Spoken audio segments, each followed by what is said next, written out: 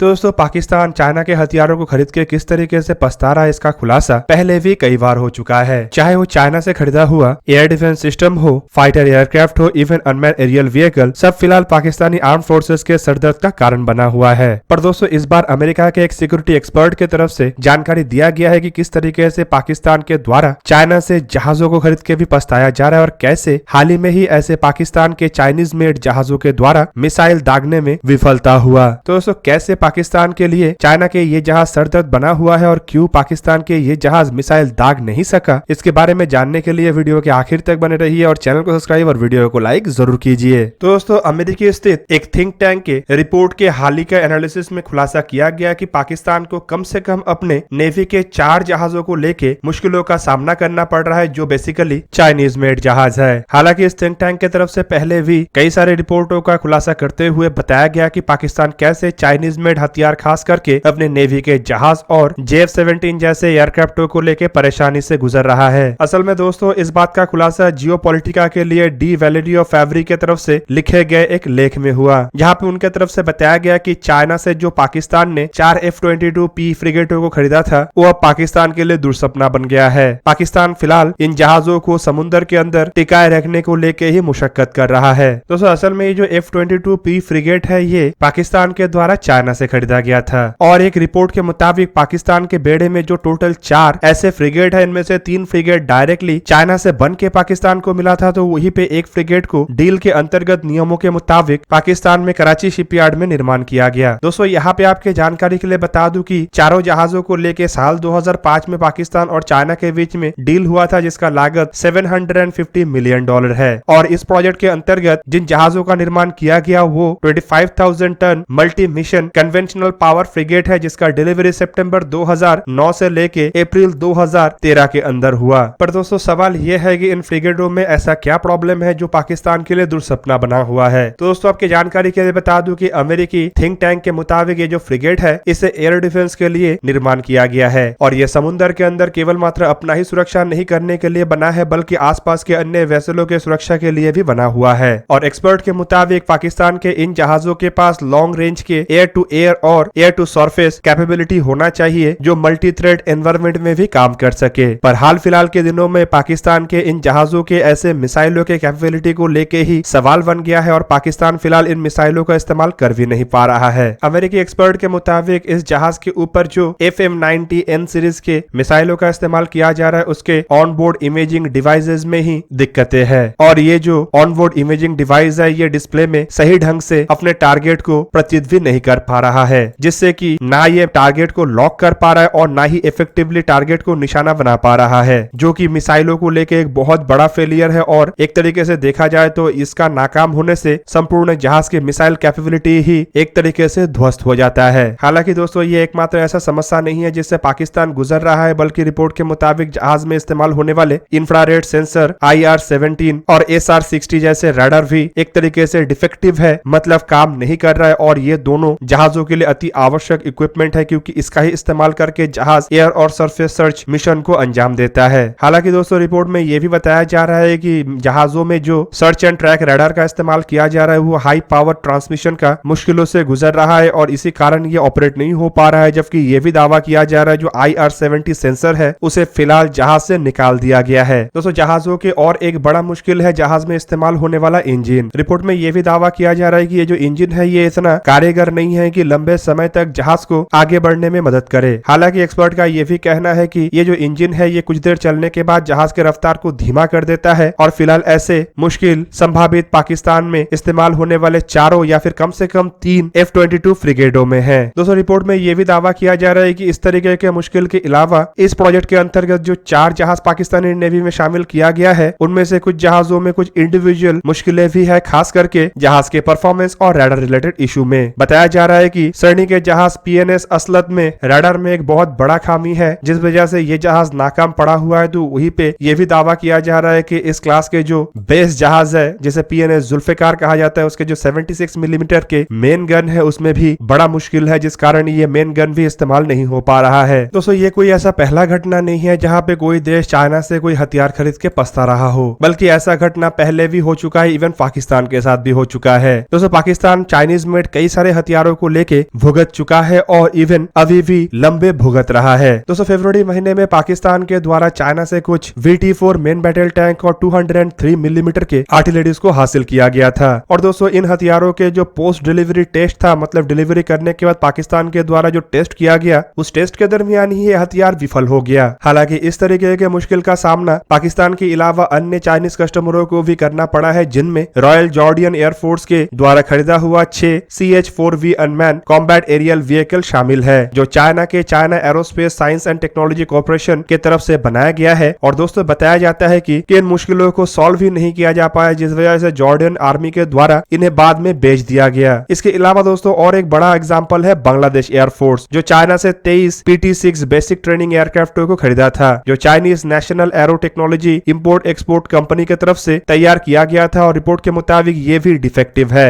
हालांकि दोस्तों इसके अलावा चाइना के हथियार आफ्टर सेल मेंटेनेंस और सर्विसिबिलिटी के मामले में काफी अधिक बदनाम है, और जो भी देश चाइना से इन हथियारों को परचेस किया है वो आइदर आफ्टर सेल सर्विस के कारण मुश्किलों में फंसा हुआ है, या फिर चाइना के द्वारा खरीदा हुआ इन हथियारों को अपने ही बलबूते पे रिपेयर कर रहा है या फिर भंगार पे बेच दिया है। तो दोस्तों इसके साथ साथ अब सवाल ये है कि चाइना के द्वारा बनाया हुआ हथियार क्या सभी ऐसे ही होता है? तो दोस्तों इसे लेके अमेरिकी एक्सपर्टों का कहना है कि फिलहाल चाइना दुनिया में सबसे अधिक हथियारों को एक्सपोर्ट करने वाले देशों में शामिल तो है, लेकिन चाइना, अमेरिका या फिर रशिया जैसे देशों के मुकाबले में हथियारों को निर्माण करने में उतना महारत हासिल नहीं कर पाया। वैसे तो चाइना के तरफ से हथियारों को लेकर दावा किया जाता है कि ये टेक्नोलॉजिकली काफी अधिक सुपीरियर है, लेकिन ये अमेरिकी या फिर रशियन हथियारों के सामने टेक्नोलॉजी के मामले में काफी पीछे है। और दोस्तों इसके पीछे सबसे बड़ा कारण है कि हथियारों के बैटल टेस्टेड ना होना। बेसिकली अमेरिका और रशिया के हथियार बैटल टेस्टेड है और कई सालों के लड़ाई के एक्सपीरियंस होने के कारण इन दोनों देशों को पता है कि हथियारों को लड़ाई में किस तरीके के मुश्किलों का सामना करना पड़ सकता है। इसलिए हथियारों को डेवलप करते टाइम इन मुश्किलों को ध्यान में रखा जाता है, जबकि चाइना के मामले में ये पूरी अलग है, क्योंकि चाइना को ना कोई हथियारों को लेकर लड़ाई का एक्सपीरियंस है और ना ही चाइना के ये हथियार बैटल टेस्टेड है, जिस कारण चाइना की तरफ से थ्योरेटिकली सब तो ठीक किया जाता है, लेकिन प्रैक्टिकली आके चाइना को समझ में नहीं आता है कि यह हथियार कैसे बिहेव करेगा। हालांकि इसके अलावा चाइना के हथियारों को लेकर और एक बड़ा कारण है कॉस्ट कटिंग। दोस्तों चाइना हथियारों को सस्ते से सस्ते तरीन दर में बनाना चाहता है, ताकि एक्सपोर्ट मार्केट में अन्य हथियारों के